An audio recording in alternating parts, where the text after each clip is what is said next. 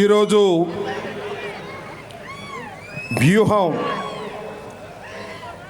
Pre release ఫంక్షన్కి విచ్చేసినటువంటి సోదరిమణులకు, ఇక్కడకు విచ్చేసినటువంటి ముఖ్య అతిథులుగా విచ్చేసినటువంటి వేదిక మీద ఆసీనులైనటువంటి నుంచున్నటువంటి నా సహచర మంత్రివర్యులు, సహచర శాసనసభ్యులు అందరికీ ముందుగా నా హృదయపూర్వకమైన నమస్కారాలు. ఇండియన్ ఫిలిం ఇండస్ట్రీలోనే టాలెంటెడ్ ఫిలిం డైరెక్టర్ ఆర్జీవి గారు నిర్మించినటువంటి వ్యూహాన్ని 29వ తారీఖున మనం చూడబోతున్నాం. దానికి ముందు 2 విషయాలు ఆర్జీవి గారి గురించి చెప్పాలి. చాలామంది డైరెక్టర్లను చూసాం ఈ దేశంలో. తెలుగులో చూసాం, హిందీలో చూసాం, ఇతర భాషల్లో చూసాం. అలా వచ్చారు, అలా తీశారు, అలా వెళ్ళిపోయారు. కానీ ఆ రోజున శివ దగ్గర నుంచి నేటు వ్యూహం వరకు అనేకమైన చిత్రాలను తీసి ప్రజాదరణ పొందిన ఏకైక తెలుగు డైరెక్టర్ ఎవరైనా ఉన్నారు అంటే అది ఆర్జీవి విజయవాడ వాస్తవ్యుడని చెప్పడానికి గర్వపడుతున్నానని మనవి చేస్తున్నా. ఈరోజు చాలా చిత్రాలు చూస్తాం, మనం కమర్షియల్ చిత్రాలను చూస్తాం, కానీ విప్లవాత్మకమైన మార్పులతో తీసేటటువంటి చిత్రాలను అరుదుగానే చూస్తాం. కానీ ఆర్జీవి గారి దగ్గర ఉన్న గొప్పతనం ఏమిటంటే నిజ జీవితంలో ఉన్న సంఘటనలను సినిమాలుగా తీసి ఇంతకు ముందు వాటిని ప్రదర్శించి విజయవంతం చేశారు. ఇవాళ మరొక అడుగు ముందుకు ఏం వేశారంటే నిజ జీవితంలో ఎవరి పేర్లైతే ఉన్నాయో ఆ పేర్లతోనే సినిమా తీసిన ఏకైక దర్శకుడు ఈ వరల్డ్లో ఎవరైనా ఉన్నారు అంటే అది ఆర్జీవి వ్యూహంతోనే ప్రారంభం కాబోతుందని కూడా మనవి చేస్తున్నా. ఏదో దొంగ పేర్లు పెట్టి శ్యాంబాబు అని నన్ను చూపించి అలా ఏమీ ఉండవు. రాంబాబుని రాంబాబుగానే చూపిస్తాడు, పవన్ కళ్యాణ్ని పవన్ కళ్యాణ్గానే చూపిస్తారు, జగన్మోహన్ రెడ్డి గారిని జగన్మోహన్ రెడ్డి గానే చూపిస్తారు, చంద్రబాబుని చంద్రబాబుగానే చూపించి ప్రజలను మెప్పించగలిగినటువంటి దర్శకులు రామ్ గోపాల్ వర్మ గారు ధైర్య సాహసాలతో కూడినటువంటి దర్శకుడని కూడా ఈ సందర్భంగా నేను చెప్పదలుచుకున్నాను. మరొక్క నిర్మాత గురించి కూడా చెప్పాలి. నిర్మాత నాకు అత్యంత ఆప్తుడైనటువంటి మిత్రుడి కుమారుడు, మా రేపల్లె వాస్తవ్యుడు అని చెప్పడానికి గర్వపడుతున్నానని మనం చేస్తున్నా. కిరణ్, దాసరి కిరణ్ చాలా చిన్నవాడిగా తెలుసు. వాళ్ళ అన్నగారు నాకు బాగా తెలుసు. వాళ్ళ నాన్నగారు ఇప్పుడు లేరు.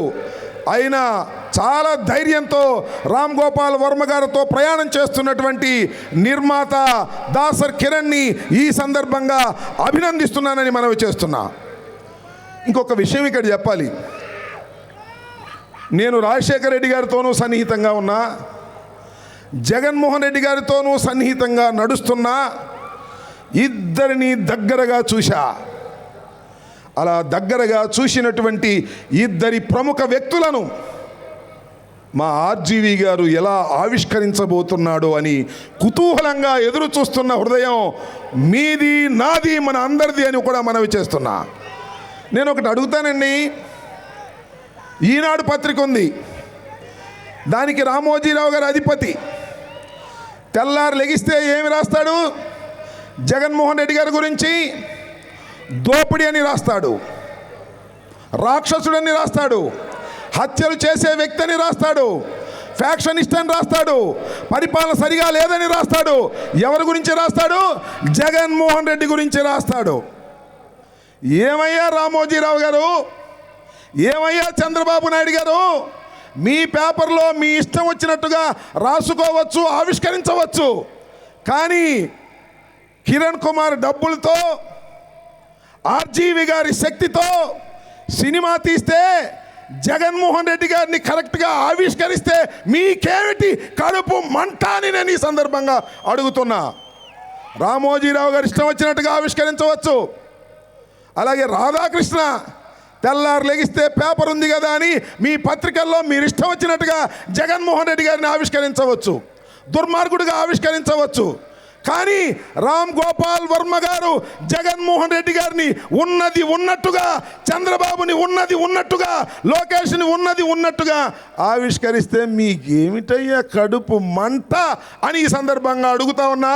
దానికి లాజిక్ ఏమిటి, ధర్మం ఏమిటో ఒక్కసారి ఆలోచించవలసిందిగా ఈ రాష్ట్ర ప్రజానీకాన్ని అడుగుతున్నానని మనవి చేస్తున్నా. ఇవాళ చాలా సంతోషం, ఒక చిత్రాన్ని చిత్రంగా వాస్తవానికి అతి దగ్గరగా ఇవాళ తీస్తున్నారు. నాకు అనిపిస్తుంది ఏంటంటే జగన్మోహన్ రెడ్డి గారి రాజకీయ జీవితం విషాదంతో ప్రారంభమైంది. అది ఎక్కడి దాకా వెళ్ళింది? విజయం దాకా వెళ్ళింది.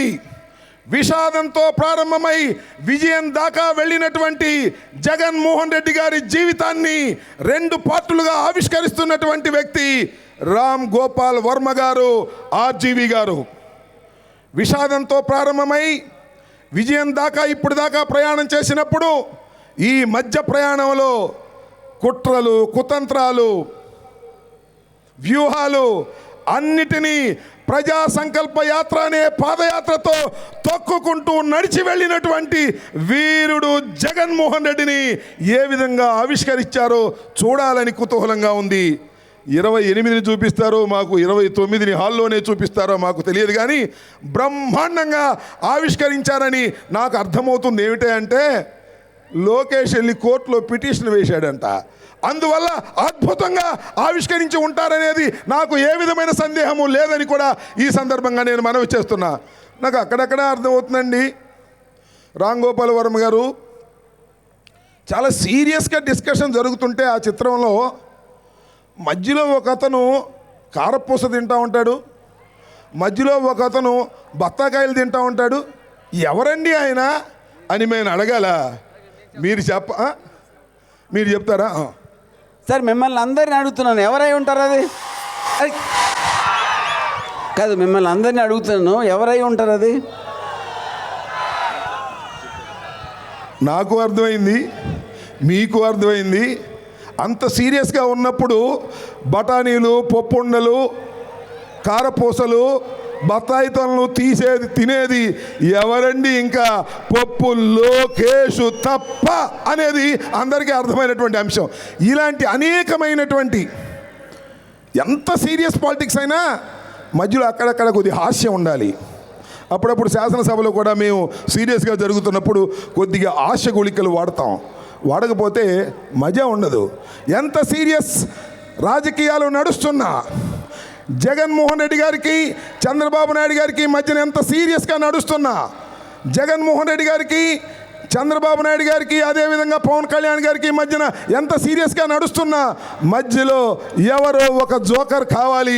ఆ జోకర్ని సృష్టించలేదు, వాళ్ళే సృష్టించి పక్కన పెట్టుకున్నారు. అతని లోకేష్ అని చాలా విడమర్చి చెప్పినటువంటి వ్యక్తి ఆర్జీవి గారు. నేను మనవి చేస్తున్నా, ఇంకా చెప్పాలంటే చాలా విషయాలు ఉన్నాయి, చాలామంది వేదిక మీద ఉన్నారు. రాజకీయ ఉపన్యాసాలు కాదు, కానీ నాకంత కుతూహలం. ఈ దేశంలో, ఈ రాష్ట్రంలో అత్యంత ప్రజాదరణ కలిగినటువంటి ఏకైక నాయకుడు జగన్మోహన్ రెడ్డి అనడంలో సందేహం లేదు. ధైర్య సాహసాలలో జగన్మోహన్ రెడ్డి గారిని మించినటువంటి నాయకుడు ఈ దేశ రాజకీయాల్లో లేడు అని కూడా ఈ సందర్భంగా ధైర్యంగా చెప్తున్నా. నేను ఇంకొక మాట చెప్పి ముగిస్తా. రాజశేఖర్ రెడ్డి గారిని చూశా, అతి దగ్గరగా చూశా, వారితో ప్రయాణం చేశా. జగన్మోహన్ రెడ్డి గారిని మరింత దగ్గరగా చూస్తున్నా. 100 రాజశేఖర్ల పెట్టు, ఒక్క జగన్మోహన్ రెడ్డి అని మనవి చేస్తున్నా. తండ్రిని మించిన తనయుడు కాబోతున్నాడు ఈ రాష్ట్రంలో. తిరుగులేని ఆధిపత్యాన్ని ప్రజల గుండెల్లో పొందినటువంటి వ్యక్తి జగన్మోహన్ రెడ్డి. జగన్మోహన్ రెడ్డి గారిని ఓడించటానికి ప్రయత్నం చేసే ఏ శక్తి అయినా మట్టి కరవక తప్పదు.